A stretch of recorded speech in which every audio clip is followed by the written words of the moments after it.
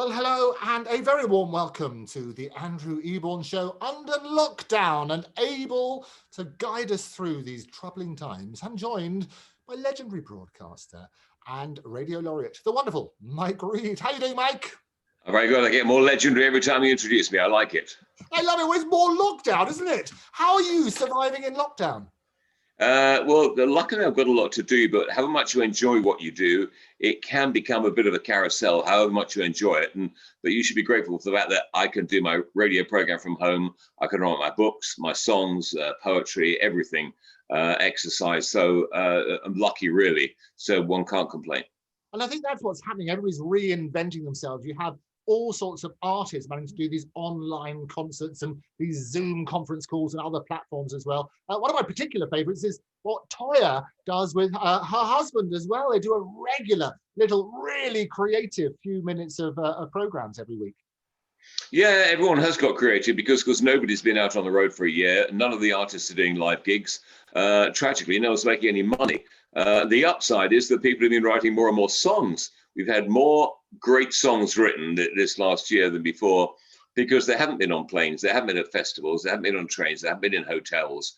And sometimes you don't feel like writing when you're doing that. You're concentrating on the gig, working, getting there, getting back home. You're tired, you want to sleep on the plane. So I think now, I mean, people have had far more, more creative space to actually write songs, really. No, you're right. And the other thing that lockdown's done is made us reevaluate what's important in our lives. We talked about last time about National Hugging Day, which you can't do anymore other than these virtual hugs. I know. All sorts of things. And family and friends and just going out for a meal and company, all that sort of thing. We're missing all of those, aren't we? Yeah, it's just the normal things, where I sort of take a break and go, I'll head off and go and have, afternoon tea somewhere, a bit of tea and cake. They're different surroundings and different view. I mean, have a nice your view is, and whatever it is, it becomes the same for everybody, and you're used to seeing other people, other faces. We're used to engaging, having conversations. At the moment, they're all on Zoom. Nobody's hugging each other. Nobody's touching each other. It's the most extraordinary situation that we'd never have expected. But let's hope we get through it. We get back to normal. I do suspect that when we get back to normal, people will still be apprehensive and far more aware of cleanliness and germs. And I know we were before on this, we were on tubes and buses and you'd touch everything and then you'd buy a sandwich and eat it. And, we all did that, I guess. But I think now we'll be far more aware when we come out of it. Oh, no, and it's the things that you take for granted when we weren't in lockdown, such as the teachers and the general services. And I always love it as epitomized by that Banksy picture where you have the child playing and there's a basket of the bin of all their usual toys like Batman and Superwoman and all the sort of usual characters, the Hulk, but they're all discarded. And the child is playing with an NHS nurse held high with sort of the re-evaluating the important things in their life. The other thing that's happened as well is lockdown means locks down, doesn't it? People are not getting haircuts and basic beauty stuff.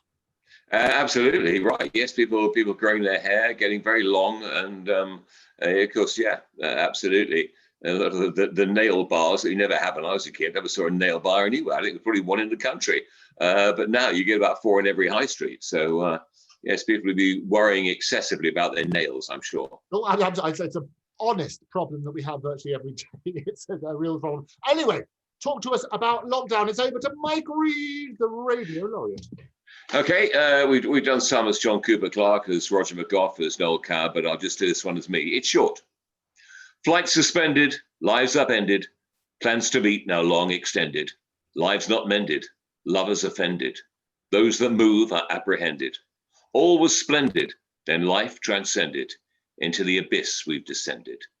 Until it's ended, we stay untended. Remain at home is recommended, rules contended, then amended, to another tier we all ascended. There will be tears all round. Mike, thank you very much for joining me. We'll see you next time. Pleasure. Thanks, Andrew. Bye-bye. So thanks so much to Mike Reed. If you would like to take part in the programme, you can write to me at guests@octopustv.com. Don't forget to follow on all the usual platforms at Andrew Eborn, at Octopus TV, at Stella TV4. And don't forget to subscribe on YouTube and elsewhere. Until then, see you next time. Bye-bye.